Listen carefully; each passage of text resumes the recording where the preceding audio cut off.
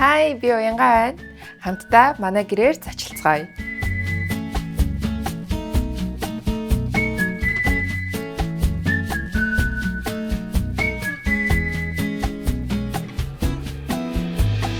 Сайн байцгаана уу? Намайг Уянга гэдэг. За манай гэрт тавтай морил.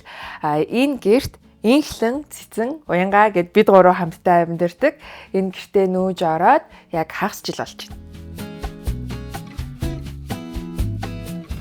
Гэрээ болохоор аль болох нөгөө тренд болж байгаа өнгө интерес татгалцахыг одоо хүссэн. Яагаад тэгэхээр тиймэрхүү тод өнгө ч юм уу яг юм тодорхой юм тухайн үед модонд орж байгаа хэлбэр энтрийг одоо сонгох юм бол айгу амархан уйдах юм шиг санагтаад тэгээд бид гурав ерөөхдөө юм зөөлөн тухтай тэгээд юм гэрийг цэлгэр том харагдуулж болох тийм гэгээлэг өнгө сонгоод одоо юу гэдгийг хөшгөөд явантайгаа өөрчлөхөд тэр гэрийн одоо бусад тавилгатай зохицож байхаар ч юм уу тэгж бодож гэрээ тогтчулсан.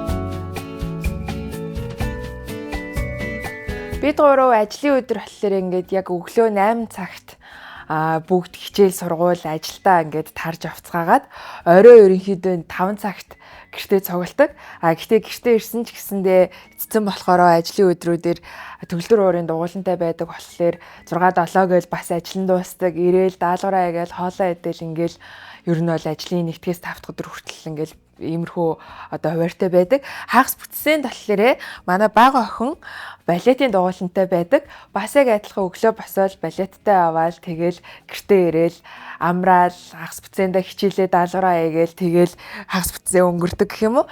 Тэгээ бид гурвын хувьд яг хамтдаа хийх дуртай зүйл болвол яг гэртээ ингээд нөгөө хамт гуруулаа өнгөрүүлэх цаг харьцангуй бага байдаг учраас яг гэртээ суугаад дуртай драмагаа юм уу үзмээр байгаа киногоо хүүхэлдэйн кино энтрээ хамтдаа ингээд гоё хоол идээд суух тэр л одоо хамгийн гоё мөч байдаг да тий.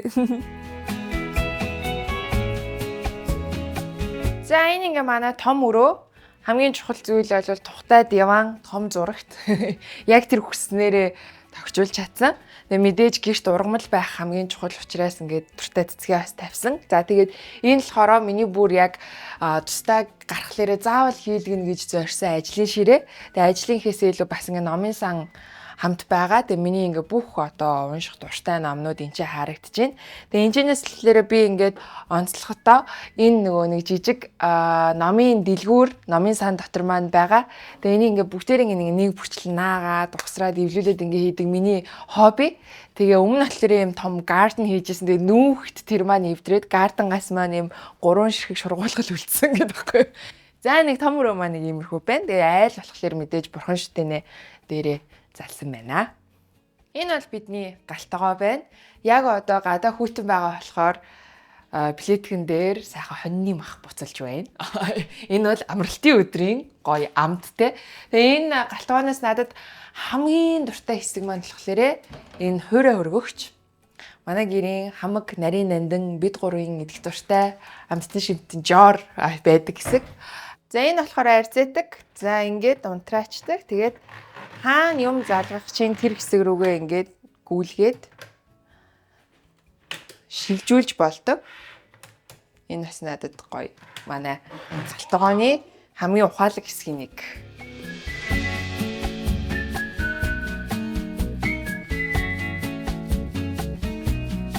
Энэ бол инхлэн цэцэн бит хоёрын өрөө байгаа. За энэ чинь нэсэ. Энэ юу лээ? Энэ бол миний төгөлдөр уур байгаа.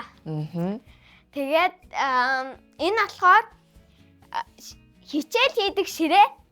Инхлэн бит хоёр энийг ингээ будж байгаа. Тэгээд энэ бол шагналууд байна. Бид нэр амар онц сурж байгаа болохоор тий. За энэ бол манай ор байна. За энэ инхлэнгийн тоглоом байна. Энэ миний тоглоом байна. За энэчнээс та хоёрын хамгийн дуртай ном чинь ямар ном блэ? Зөндөө ном уншсан байна. Жохон энэ чи ингээ авирж байгаад яадаг байхгүй юу? Уусаа. За атта юу юм? Нэрийг хэлээч. нэрийг бас нэг санахтай байна. Юу илээ? Энэ. Тийм Энэ бол Улаанбаатар. Энэ бол Улаанбаатар. Энэ бол Цэцэнгийн хамгийн дуртай ном. Энэ номыг бараг 13 удаа уншсан. Миний охины хамгийн дуртай ном чинь энэ лөө. Скол Лизадора мөн илүү. Энэ цэцэн инхлэнгийн дуртай ном. Мамо хаанаас ирдэг вэ гэдэг ном. Жохон ичээд байгаа мó чи. Энэ ном дуртай аж болно шүү дээ, тий? Энд чинь эрүүл мэнд хөөе. За баярлалаа өрөөгөө бидэнд танилцуулсан. За баярлалаа. Үнэхээр баярлалаа. Нэрэ. Энэ нөгөө Halloween ингээ ийм тавьсан л та. Ааха, жоохон хэмгэлсэн те бид нар. За баярлалаа. Болоо дөө. Одоо ингээд хоёр охин заримдаа аав дээрээ байхгүй байх үед би манайх ингээ бараг зурагт тасдаггүй. Тэг ингээд зурагт унтраатай байхлаэр чинь нөгөө юм айл гэдэг тийм одоо уур амьсгал бас байхгүй болчдөг юм санагдал ингээл одоо юу гэдэг гэрт хаяа нэг имээ ирэхлээр зурагтаар мэдээ ингээл гараал тэр бол ингээ нэг юм энэ бол нэг юм амьдрал буцалж байгаа айл байна шүү гэдгийг нэг илтгэж байгаа тэр дуу чимээ зурагтнаас ингээ гарснаар бүрддэг юм болов уу гэж би боддог байхгүй.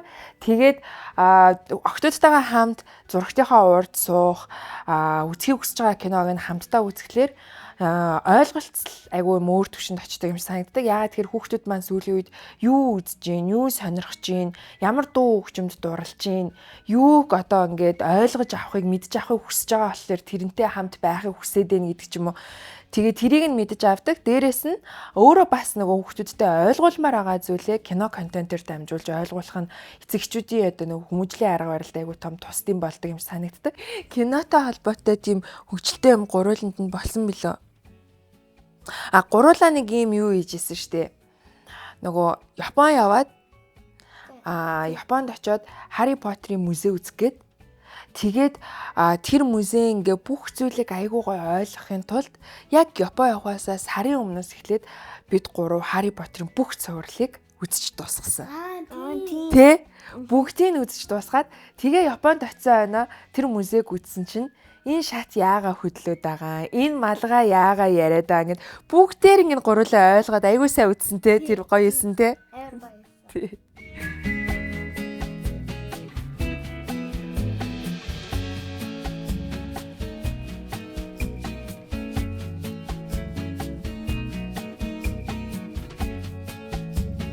Гэр бүлийн аз жаргалын нууц нь хоорондоо нууцгүй байх. Тэгээд охтууд юу их дуртай, юу бодож гин, ямар хэцүү зүйл тохиолдсон, яаж ийн, өдөр нь ямар хуу өнгөрөв, юу ойлгомжгүй байна, юу болохгүй байна ч юм уу те. Тэр бүх зүйлийг айж имэхгүйгээр ээжтэй аавдаа хэлж чадчихээн. Буцаагаад аав ээж нь ч гэсэндээ хүүхдүүдтэйгээ ойлголцох гэж хичээж, нээлттэй ярилцаж тэ ингээ бүгдээрээ амьдралтаа анхудаа амьдарч байгаа учраас бүтлгүүтэл байгаа бол ийм зүйл болдог, ийм зүйл тохиолддог. Айдас байгаа бол хүн айдаг. Ингээд цаашаа үргэлжлүүлээд гэтээ энийг даваад явах хэрэгтэй байдаг гэх мэтчлэн ингээд хоорондоо чөлөөтэй айх эмээх зүйлгүйгээр ярилцаж чадчих байна гэдэг нь аз жаргалтай амьдрахын гэр орондоо сэтгэл тайван амьдрахын хамгийн чухал суурь зүйл гэж үзэж байна.